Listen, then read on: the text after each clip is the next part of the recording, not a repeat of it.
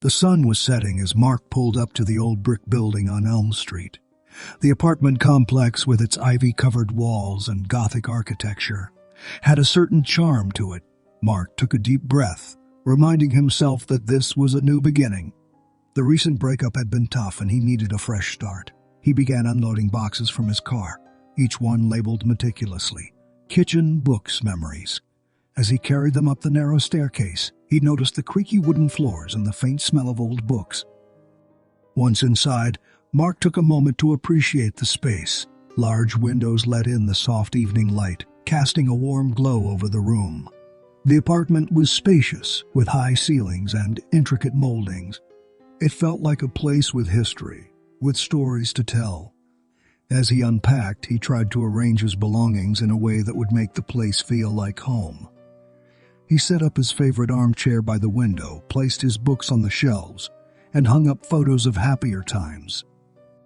Night had fallen, and Mark decided to call it a day. He made himself a simple dinner and settled into his armchair with a book. The silence of the apartment was comforting, but every so often he thought he heard faint whispers or footsteps. He chalked it up to the sounds of neighboring apartments and tried to focus on his reading. However, as the night wore on, the sounds became more pronounced. The whispers turned into hushed conversations, and the footsteps seemed to come from within his own apartment. Mark tried to shake off the unease, telling himself it was just his imagination playing tricks on him. While searching for a blanket in one of the closets, Mark stumbled upon an old leather-bound journal. It was dusty and worn, with the name Emily inscribed on the cover. Curiosity piqued. He opened it and began to read. The journal belonged to a previous tenant named Emily. Her entries started off mundane, detailing her daily life and thoughts. But as Mark continued reading, he noticed a shift in tone. Emily began writing about strange occurrences in the apartment, eerily similar to what Mark had experienced that night. Mark couldn't shake off the feeling of unease. The journal, the whispers, the footsteps, it all felt too real. He decided to keep the journal, thinking he might read more of it later. For now, he needed sleep. He turned off the lights and crawled into bed, pulling the covers tight around him. The room was dark and silent, but Mark couldn't shake the feeling that he wasn't alone. Mark woke up the next morning, the events of the previous night still fresh in his mind. He reached for Emily's journal, which he had placed on his bedside table. As he flipped through the pages, he noticed that Emily's entries became increasingly frantic and disturbed. "The whispers are getting louder. I see shadows moving in the corners of my eyes. I don't feel alone here. Something is watching me." The more Mark read, the more he felt a connection with Emily. She had experienced the same eerie occurrences that he had. The journal became a window into her life, and Mark felt compelled to uncover the mystery behind her words. Over the next few days, Mark began noticing subtle changes in his apartment. Objects would be slightly out of place, doors he was sure he had closed were found ajar, and lights would flicker without reason. At first he dismissed these occurrences as forgetfulness on his part, but as they became more frequent, he couldn't ignore the feeling that someone or something was in his apartment when he wasn't there. One evening, as Mark was taking out the trash, he bumped into an elderly woman from the apartment next door. They exchanged pleasantries, and Mark mentioned some of the strange things he had experienced. The woman's face turned pale and she hesitated before speaking. "You're not the first," she whispered. "Many have lived in that apartment and left abruptly. There's something not right about that place." Mark pressed her for more information, but she simply shook her head and hurried away, leaving him with more questions than answers. That night, as Mark was getting ready for bed, he heard a soft creaking sound coming from the living room. Thinking it might be a draft, he went to check the windows. As he entered the room, he froze. A shadowy figure stood in the corner, its form indistinct and shifting. Mark's heart raced as he tried to make sense of what he was seeing. The figure seemed to be watching him, its presence oppressive and malevolent. In a moment of sheer terror, Mark turned on the lights, but the figure was gone. The room was empty, but the feeling of dread remained. Determined to find answers, Mark decided to research the history of the apartment building. He needed to know if others had experienced similar events and if there was any truth to the old woman's warning. As he delved deeper into the building's past, he began to uncover a series of unsettling events and disappearances that seemed to center around his apartment. Mark decided to start his research at the local library. The old building, with its towering bookshelves and musty smell, seemed like the perfect place to uncover the secrets of the past. He approached the librarian, a middle-aged woman with glasses perched on her nose, and asked about any records or newspaper articles related to the apartment building on Elm Street. She led him to a section of the library dedicated to local history and pointed out a collection of old newspapers. Mark thanked her and began his search. Hours passed as Mark sifted through the newspapers, but his persistence paid off. He came across an article from the 1950s about a young woman who had mysteriously disappeared from the apartment building. The woman's name was Clara, and she had been a resident of the very apartment Mark now lived in. The article detailed how Clara had been a cheerful and outgoing person, but in the weeks leading up to her disappearance, she had become withdrawn and paranoid. Neighbors reported hearing strange noises from her apartment, and some even claimed to have seen shadowy figures in her windows. That night, Mark was plagued by vivid nightmares. He dreamt of Clara trapped in the apartment, surrounded by dark figures that seemed to be closing in on her.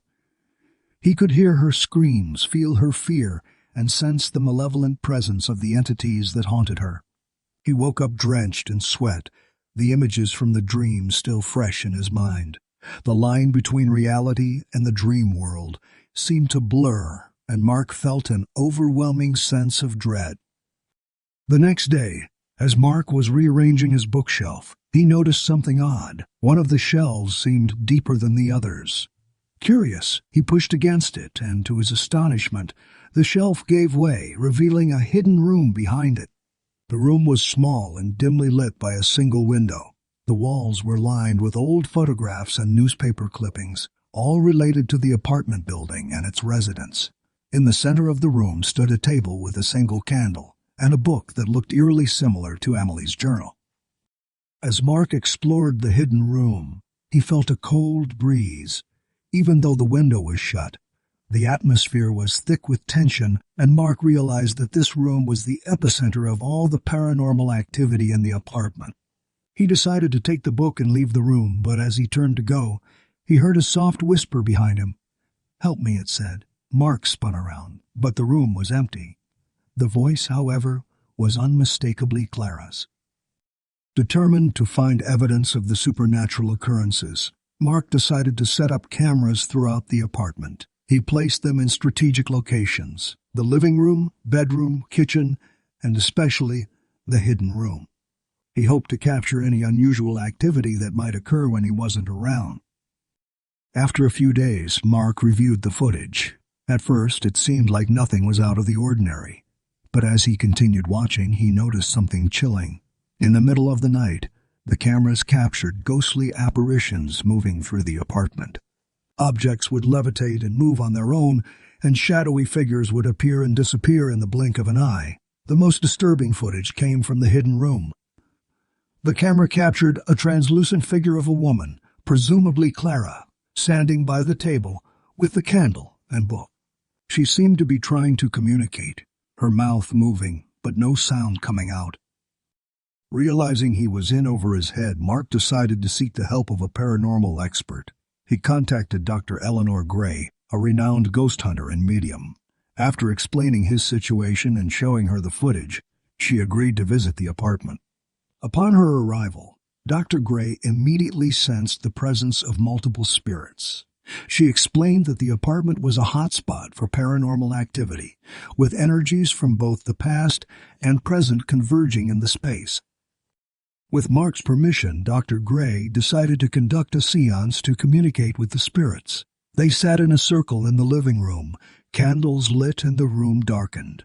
As Dr. Gray began to chant, the atmosphere grew heavy and the temperature dropped. After a few moments, a voice echoed through the room. It was Emily. She spoke of her fear and confusion, of being trapped in the apartment with a malevolent entity. She revealed that the entity was not Clara, but something far darker, an ancient spirit that had latched onto the building and its residents. As the seance continued, Dr. Gray tried to communicate with the darker entity. It responded with anger and malice, its voice deep and guttural. It spoke of its desire to feed on the fear and despair of the living, and how it had tormented Clara, Emily, and now Mark. Dr. Gray, using her expertise, managed to temporarily banish the entity, bringing the seance to an end. She warned Mark that while they had achieved a temporary reprieve, the battle was far from over. The entity would return, and they needed to be prepared. Mark and Dr. Gray spent the day preparing for the final confrontation with the malevolent entity. They gathered various items: salt, sage, candles, and symbols of protection. Dr. Gray explained the significance of each item and how they would be used to create a barrier against the entity. As night fell, they began the ritual. In the center of the living room, they drew a large circle with salt and placed candles at each cardinal point. Mark and Dr. Gray sat within the circle, their hands joined as they began to chant. The atmosphere grew tense, the air thick with anticipation. The candles flickered as a cold wind blew through the apartment, despite all the windows being closed. Suddenly, the room was plunged into darkness. The entity had returned, its presence more powerful and malevolent than ever. Shadows danced on the walls, and a deep, guttural voice echoed through the apartment, taunting Mark and Dr. Gray. But they remained focused, their chanting growing louder and more forceful. The entity tried to breach the salt circle, but the barrier held strong. With a final powerful chant, Dr. Gray called upon the spirits of the apartment to aid them in banishing the entity. The room was filled with a blinding light as the spirits of Clara, Emily, and others who had been tormented by the entity joined forces with Mark and Dr. Gray. The entity let out a deafening scream of rage and despair as it was forced out of the apartment and into the abyss. As the first rays of dawn broke through the windows, the apartment was once again bathed in light. The oppressive atmosphere was gone, replaced by a sense of peace and calm. Dr. Gray congratulated Mark on his bravery and resilience. She left him with a few protective charms and advised him to always be vigilant. Mark sat in his armchair reflecting on the events of the past few days. The apartment on Elm Street had tested him in ways he could never have imagined. But he had emerged stronger, with a deeper understanding of the world beyond the veil. He finally felt at home,